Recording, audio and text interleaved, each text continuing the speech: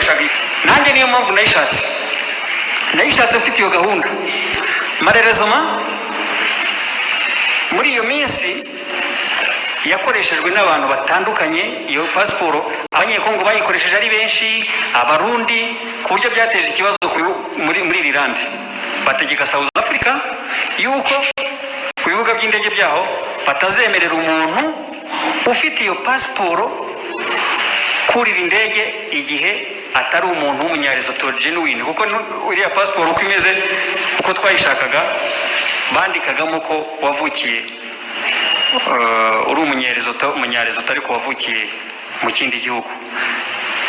Ni nawe n'ibyo ngibyo byo gushyiramo ko ndi Kabera Joseph wavukiye muri Kongo byaturutse nuko abazitangaga aribo batangaga iyo nama yo gushyiramo abanyekongo, kubera ko abanyekongo ari abantu bamenyereye bamaze imyaka myinshi mu ntambara no mu bibazo by'ubuhunzi. Ikibazo cyabo cyumvikanaga kuba ari umunyekongo wabonye icyangombwa kuruta uko ari umunyarwanda bari guhita ugaragaje ko wavukiye mu Rwanda bari kugufata mu buryo bworoshye. Impamvu rero nkuko nababwiye ko pasiporo y'u Rwanda sinayiherukaga muri South Africa, ikibazo gihari cy'ibyangombwa byawe impunzi zihari ziba zimeze nk'ingwate. Baguha agapapuro ka silamusika k'ukwezi kumwe cyangwa se bakakongera bakaba baguha nk'amezi 6 biterwa, nabwo bakagushyira kuri rejected, ku buryo ushobora gusanga hari abantu bamaze imyaka 15 nta pasiporo agira. Bitandukanye n'ibindi bihugu aho wabonaga nk'impunzi bagenzi bacu bari Mozambique bo bafite pasiporo z'impunzi zibafasha kugenda, bagenzi bacu babaga muri Swaziland bafite pasiporo z'impunzi. Ariko aba South Africa kugira ngo uzabone pasiporo ni ibintu byagutwaraga imyaka irenga 20. Kuremera ko washatse ibyo byangombwa bya rezeto witwa Kabera Joseph, nuko urabyemera? 100% rwose ndabyemera, naranabyireze. Kandi ko wabikoreye ko izo nyandiko wazikoresheje? Narabikoresheje rwose. Icyo cyangwa abanyemera nkicuza nagisabira n'imbabazi.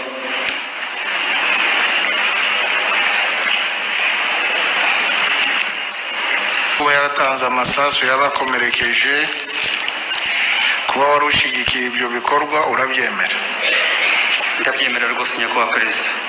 Byarabaye, abaturage bari hano baririza. Ahubwo ndaprofita uyu mwanya kugira ngo nsabe imbabazi abaturage bose bahohotewe na FRN. Kandi ndicuza ku buryo bukomeye kuba narabaye umuvugizi wabariye abantu bahutaje rubanda. None tujye ku kindi cyagikurikira cyo gutanga, kwakira no gushishikariza kwakira ibikomoka ku iterabwoba.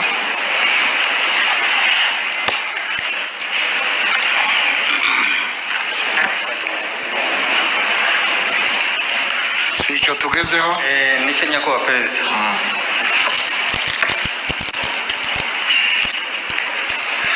Baravuga ngo ubushake bwo gukora icyaha kuba Nsabimana Callixte ku bushake bwe nk'umwe mu bayobozi bakuru wa MRCD akaba n'umuvugizi wa FRN yaratanze ibitekerezo by'uburyo bwo gukusanya inkunga yo gutera MRCD na FRN, akagira n'uruhare mu gukangurira abantu batandukanye biganjemo impunzi z'Abanyarwanda batuye mu bihugu bitandukanye gutanga inkunga y'amafaranga yo gufasha FRN n'ibindi bikoresho bikenerwa ku rugamba nk'ibikoresho bya gisirikare, kandi azi neza ko ayo mafaranga n'ibyo bikoresho bizakoreshwa mu mpamvu z'iterabwoba. Kuko ubushinjacyaha bubisobanura ibi ngibi niko byagenze. Gusa nk'uko nabivuze n'ubushize, twari tuzi ko tugiye gukora guerilla revolutionnaire, intambara revolutionnaire kugira ngo leta yemere imishyikirano. Ntabwo twari tuzi ko tugiye gukora igikorwa cy'iterabwoba, ariko kuko amategeko afite uko abiteganya, soma ingingo z'amategeko nkabona zirangonga, icyaha ndacyemera nkanagisabira imbabazi uko bashinjacyaha